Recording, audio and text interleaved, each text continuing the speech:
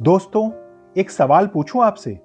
अगर आपसे कोई कहे कि जिस इंसान को आप सबसे ज्यादा प्यार करते हो वो आपसे 6 साल छोटा है, आपके 3 बच्चे हैं और उसकी मां कह रही है यह शादी मेरी लाश पर होगी, तो क्या आप उस प्यार को जीना छोड़ देते हैं? आशा भोसले ने नहीं छोड़ा था और यही उनकी जिंदगी की वो कहानी है जो बॉलीवुड ने कभी खुलकर नहीं बताई।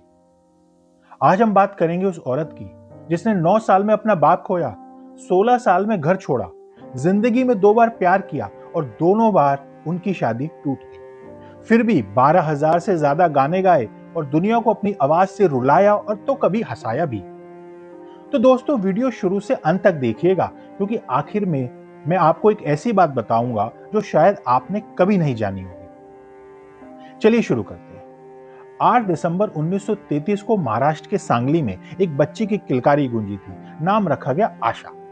पिता थे दीनानाथ मंगेशकर, एक जाने माने शास्त्रीय गायक। घर में सुर थे, संगीत था और एक बड़ी बहन थी लता। छोटी सी आशा को संगीत विरासत में मिला था। बचपन से ही वह गाने लगी थी, लेकिन किस्मत कुछ कुछ और ही मंजूर था। आशा सिर्फ 9 साल की थी जब उनके पिता चल बसे। 9 साल की उम्र में जब बच्चे खेलते हैं, स्कूल जाते हैं, तो उस उम्र में आशा के सिर पर आसमान नहीं रहा। घर में मां थी, 4 भाई बहन थी और उनकी जिम्मेदारी। लता दीदी ने घर का बोझ उठाया। आशा ने भी गाना शुरू किया।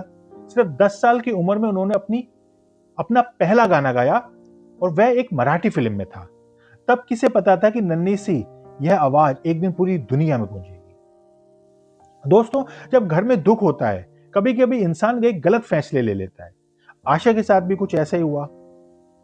1949 में जब आशा सिर्फ 16 साल की थी, उनकी नजर पड़ी गणपत राव भोंसले पर। गणपत कोई और नहीं, लता मंगेशकर के सेक्रेटरी थे और उम्र में आशा से पूरे 15 साल बड़े थे। घर वाले राजी नहीं हुए। लता दीदी को तो बिल्कुल यह बात पसंद नहीं थी, लेकिन 16 साल की आशा ने घर की परवाह किए बिना गणपत से भागकर शादी कर ली। इस एक फैसले ने उनकी जिंदगी पलट दी। शुरुआत में तो सब कुछ ठीक ठाक रहा। उनके 3 बच्चे हुए, 2 बेटे हेमंत और आनंद, एक बेटी वर्षा। लेकिन धीरे धीरे उन दोनों के रिश्ते में जहर घुलने लगा और वे दोनों अलग हो गए। गणपत राव पैसों के लिए आशा को परेशान करते थे, आशा को लता दीदी से मिलने से रोकते थे, बेवफाई का इल्जाम लगाते थे और आए दिन दोनों के झगड़े होते थे। दोस्तों, उस वक्त बॉलीवुड की एक उभरती हुई गायिका आशा घर की चारदीवारी में घुट रही थी। फिर 1960 में जब आशा तीसरी बार प्रेग्नेंट थी तो गणपत ने उनको घर से ही निकाल दिया।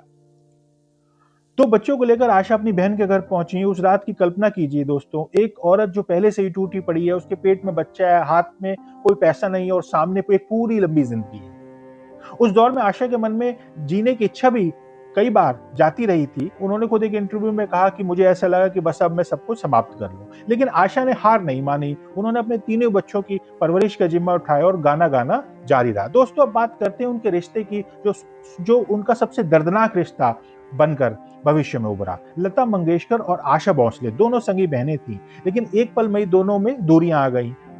आशा ने 16 साल की उम्र में लता की मर्जी के खिलाफ शादी की, तो इस शादी के बाद लता और आशा के बीच दूरियां बन गई थी। इंडस्ट्री में तो यह भी कहा जाता है कि दोनों के बीच प्रोफेशनल कंपटीशन भी था। जो गाने लता जी को मिलते थे, आशा उन्हें उन्हें पाना चाहती थी और आशा को भी जो गाने मिलते थे, लता उनके पीछे पड़ी थी। लेकिन ऐसा कुछ भी नहीं था। ये सिर्फ 2 बहनों के बीच की वो चुप्पी थी जो एक तकलीफ से पैदा हुई थी, नफरत से नहीं। दोस्तों, अब शुरू होती है उनकी एक नई कहानी, एक असली कहानी। आशा भोसले एक रिकॉर्डिंग सेशन में थी। उस दिन वहां एक नौजवान लड़का खड़ा था। वह अपने पिता के साथ आया था और उसका पिता थे महान संगीतकार सचिन देव बर्मन और वो लड़का था राहुल देव बर्मन, जिसे हम प्यार से पंचम दा भी कहते हैं। आशा उस वक्त इंडस्ट्री की एक जानी मानी गायिका बन चुकी थी और पंचम दा उस दिन आशा से ऑटोग्राफ लेने आए थे। लेकिन उसके बाद करीब 10 साल दोनों के बीच कोई बातचीत नहीं। दोनों अलग अलग अपनी राह पर चलते रहे। 1966 में पंचम की रीता पटेल से भी शादी हुई, लेकिन 1971 में पंचम का उनसे तलाक हो गया था। आशा भी पहले से अपनी शादी से बाहर हो चुकी थी। 1966 में एक फिल्म आई थी तीसरी मंजिल, जिसमें पंचम दा और आशा ने दोनों ने साथ में काम किया। यही समय था जब दोनों एक दूसरे के नजदीक आ गए और उन्होंने फिर बाद में मिलकर कई हिट सॉन्ग बॉलीवुड को दिए थे। दोस्तों, जिंदगी में जब खुशी आती है तो कभी कभी ज्यादा देर नहीं टिकती है। आशा और पंचम दा की शादी भी 14 साल के बाद 4 जनवरी 1994 में समाप्त हो गई। पंचम दा को दिल का दौरा पड़ा और 54 साल की उम्र में उनका देहांत हो गया। दोस्तों, आशा की जिंदगी में दुख एक बार नहीं आया। उनके 3 बच्चे थे, हेमंत, वर्षा और आनंद। 2012 में वर्षा की मौत हुई। 2015 में बेटे हेमंत का देहांत हो गया।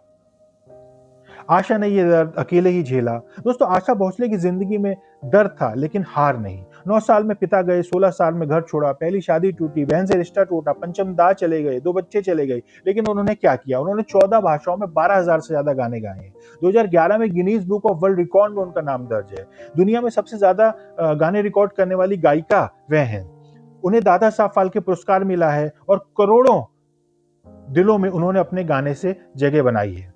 उनको सब आशा ताई कहते हैं। दोस्तों, आज आशा ताई हमारे बीच नहीं है, लेकिन जब भी हम उनके गाने सुनेंगे, पिया तू अब तो आजा, दम मारो दम, चुरा लिया है तुमने जो दिल को, तो हमेशा हमें आशा ताई की याद आएगी। हर इंसान के दिल में वे रहती हैं अपने गानों के द्वारा। आशा ताई, आप अमर हैं, आपकी आवाज अमर है। भगवान आपकी आत्मा को शांति दे। दोस्तों, अगर ये वीडियो आपको थोड़ी सी भी अच्छी लगी हो, इस वीडियो में आपको कुछ भी जानकारी आशा जी के बारे में मिली हो, तो जरूर इस वीडियो को लाइक करें, चैनल को सब्सक्राइब करें और इस वीडियो को अपने दोस्तों के साथ शेयर करें। जय हिंद।